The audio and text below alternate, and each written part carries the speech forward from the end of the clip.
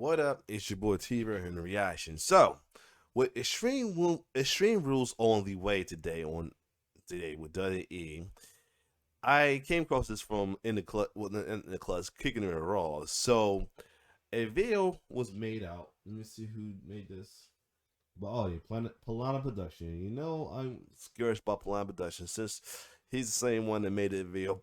Hold on, made a video about why WWE babyface sucks, which kind of got on my nerves a little bit. So this one's an interesting one. So he said he had a video called 7 WWE wrestlers who should dethrone the current SmackDown champion. Don't say his name because I don't acknowledge him. So anyway, so we're gonna check and see who he has his 7 picks for it though. I shared it on my Facebook group already, and of course a lot of people disagree because they are seriously on this man's nutsack. I'm gonna tell you that right now. Like, you can't say anything bad about it. Even if you're not a fan of Hill, you gotta keep it solid, or they'll make you seem like you're the bad guy, you're the Hill for not acknowledging him or whatever. Like, it's annoying in my opinion. But other than that, let's see what Polana Productions say about the 7 wrestlers who should dethrone Roman Reigns. Let's get it. I think we can all agree and say that Roman Reigns is hands down the best Universal Champion of all time. To be fair, that is not a difficult task since the WWE most certainly does not care too much about that championship belt, or at least before. Most of the title reigns before him were a bit lackluster, to say the least. And then that's their fault, because Part Ryan, when it was on the red brand, they kept putting in the hostage with Brock Lesnar at the time. And that was a pain in the butt, but yeah. As when Roman Reigns arrived, won the championship, and it instantly became the most prestigious title in the WWE. That is something that I never thought we would see because of the WWE Championship and all of that history. However, whatever title is on Roman Reigns and whatever he's holding is the top belt. I don't make the rules. That is just how things work around here. With Roman Reigns being the Universal Champion for over a year, that begs the question, who should be the one to dethrone him for the title? And that is a question people have been wondering for quite some time. Yeah, I can't wait to see this, but the big thing is I can't wait till it happens, because I ain't been over this. I've been over this run. But anyway, let's keep going. So in today's video, I'm going to name 7 different wrestlers that could be the one to beat the Tribal Chief, putting an end to his long title reign.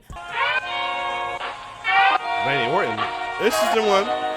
Randy Orton earns the spot at number 7 because he's probably the least likely to dethrone Roman Reigns, but there is still a chance. That's interesting that they throw him on there, but it's like, I feel like there's some others who should go over him, but we'll see. And I don't think he's a terrible choice. I think he would be a very solid decision because Randy Orton is a household name, and he's been out of the world title picture for many years now. I understand he defeated Drew McIntyre last year in 2020, but that reign literally lasted like 28 days, so does it really count? To be honest, that wasn't needed. They just did it just to stack his stats, stack his sheet. That's all that was. Thing applies to his WWE Championship reign in 2017. Randy Orton won that and only held it for a couple of months before Jinder Mahal beat him for the title. Don't get me started with that bullshit. I think WWE really loves big money making matches, and this seems like a big match that will make a lot of money. Randy Orton versus Roman Reigns can draw a good crowd. People would be invested, and the WWE can even tell the story of Randy Orton chasing 16 world titles and even possibly trying to beat it. He's wrestling until he is 50, which means he's got 9 more years left in the tank, and that leaves a lot of room for a world championship, and I would not mind about this victory if he was the one to defeat Roman Reigns and dethrone him of that championship. Although the WWE did not do Karrion Kross too many favors with his main roster debut, he still has a ton of potential. If WWE wants to make him one of their cornerstone guys, having him be the one to defeat Roman Reigns for the Universal Championship could work very well. Karrion Kross has all the right tools to be the next world champion, despite not really having too much experience on Monday Night Raw. Roman Reigns is going to hold that championship for probably another year or close to that, and in that... I hope not. I hope not. I hope they drop it at WrestleMania. Please don't. No, no, please do not put that man through another year. Unless you're going to turn that man face. Don't do that, please. I'm serious. Time, the WWE really needs to start making Cross feel like a top draw. He could even possibly win the Royal Rumble to become the #1 contender for the Universal Championship. And I get that he's playing a heel character right now, but Cross can easily flip the switch and become the anti-hero babyface that dethrones Roman Reigns. Yes. If WWE is like looking that for a new idea. star, this is the man that needs to beat Roman Reigns. And he done before when he's going against Legato, and who else he's going against? Not Johnny Gargano, Adam Cole. He can do it. He can kind of do it though. They just revert back to Hill because of his thing with William Regal. But other than that, he can pull the anti-hero faces pretty well. Like he was a tweener at one point during his run in NXT for the title. So he's back on this. I gotta hear this. We're back on this. Jey Uso is probably a name that a lot of you didn't expect on this list, but I would absolutely love to see him finally get his victory over Roman Reigns. The story is right there, and it would be such a nice ending to what started in late 2000. Well, it was. They should have, they didn't pull the trigger. I guess they wanted this bloodline thing going on so bad. They should have, but if they didn't want this bloodline thing going on so bad, Jimmy should have been the one to keep going with the I ain't nobody's bitch. But they were so desperate. They wanted this bloodline thing so bad because some folks who are fans of that type of other side wanted this. They got it, whatever. 2020. Once upon a time ago, Jey Uso was becoming a main event star, and Roman Reigns essentially did everything in his power to hold him down, and it worked. Jey Uso is now a tag team champion, but his dreams of becoming the Universal Champion have come to an end. And I think I'd be so down to see Jey Uso realize that his career went downhill the minute that he joined forces with Roman Reigns. You could even have... That will be a good storyline. Like, to be honest, I kind of hope I want the Street Profit to beat them for the title. That should happen. Street Profit beat them for the title.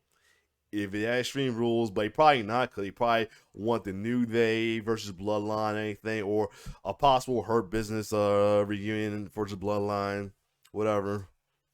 Reigns do something that puts Jimmy in danger, and this makes Jey Uso realize that he doesn't care about them and he wants to leave his cousin and beat him for his title. That's honestly a good route as well. There's so many different approaches the WWE can take with the story, and an ending with Jey Uso finally getting his title win would be a fitting payoff. This Sunday, Roman Reigns will defend his championship against the Demon, Finn Balor. This is going to be an interesting match because there's a slight chance that Roman Reigns may lose his belt right here. I doubt it though, but it's possible. The WWE is most likely though. We love to have it, but they just because folks want Roman to keep it so bad, they're gonna do it just cause. But this is the thing I like to say. They could you had Triple H dropped it for a temporary moment, then got back on his reign during the late Attitude Era or anything when he was a champion. Like he dropped the Vince and then got right back, and then he dropped the Big Show, was going for it and dropped the Big Show, whatever, and got it back, and still had a little reign and everything. The McMahon Hensley era, stuff like that. But they don't want to do that with Roman. Like, why not? Like they're just so scared that things are going to happen. Like, no, this let Roman drop it for a quick. He can get right back. I mean, it can happen. Going to try to protect the Demon version of Finn Balor. This is most likely going to include a finish that isn't clean, and that leaves the door open for Finn Balor coming back later to take care of some unfinished business. And since we all know I love Finn Balor, I would probably book him to win the Rumble and ultimately be the one who defeats Roman Reigns. Because he's so old, because he was the first winner but never really had a reign because he had to relinquish it because of injury. At WrestleMania, that's also a possibility that might not just be a fantasy booking. It could honestly happen. Finn Balor winning back the belt that he never lost at the grandest stage of them all sounds like a good idea. That will be nice. Now, I've been wanting this, but they're like doing this psycho Seth Rollins shit for a while. But I was hoping that we was getting close to him being the one that ended up turning face and going against Roman as like a reverse thing, a reverse feud like they had before. But they're not doing it. They're so obsessed with this thing with him and Edge. Like, but we'll see. WWE might be setting up for a huge WrestleMania match between Seth Rollins and Roman Reigns for the Universal Championship at WrestleMania 38. The more I think about their careers right now on SmackDown, the more it seems likely that this is the plan moving forward.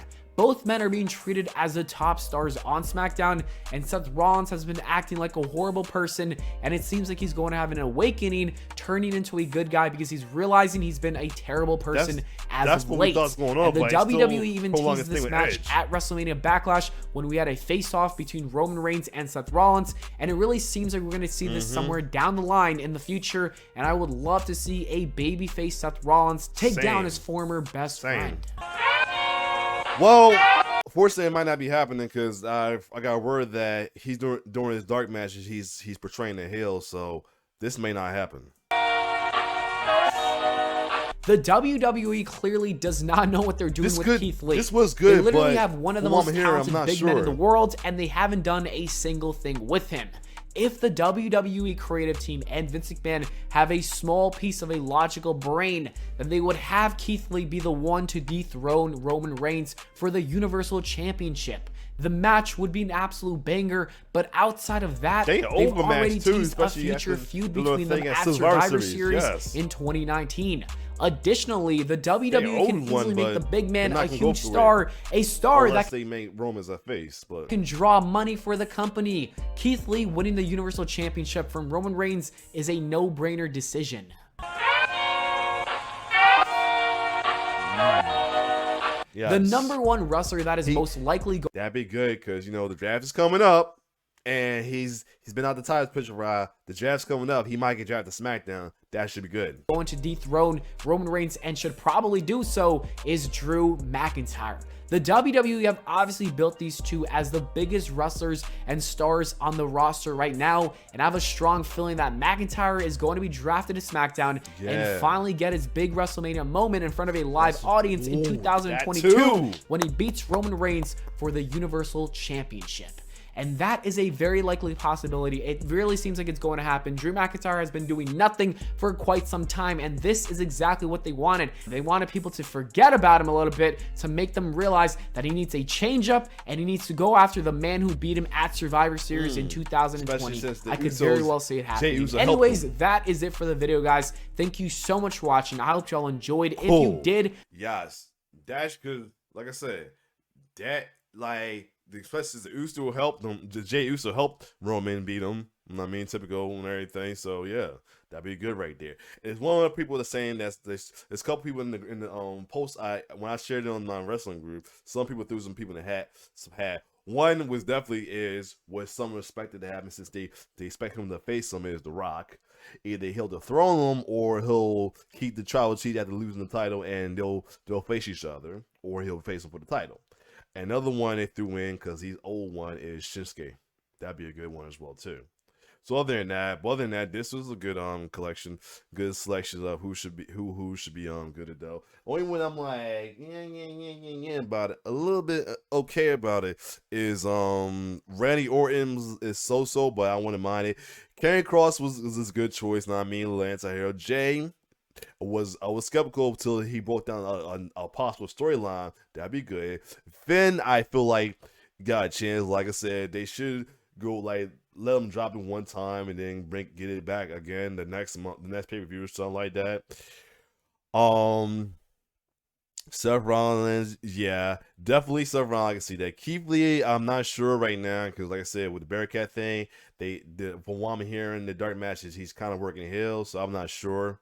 But Drew is definitely a good choice as well too. So other than that, if you like my reaction, like, share, subscribe my YouTube channel. It's your boy T-Bear signing off. One love.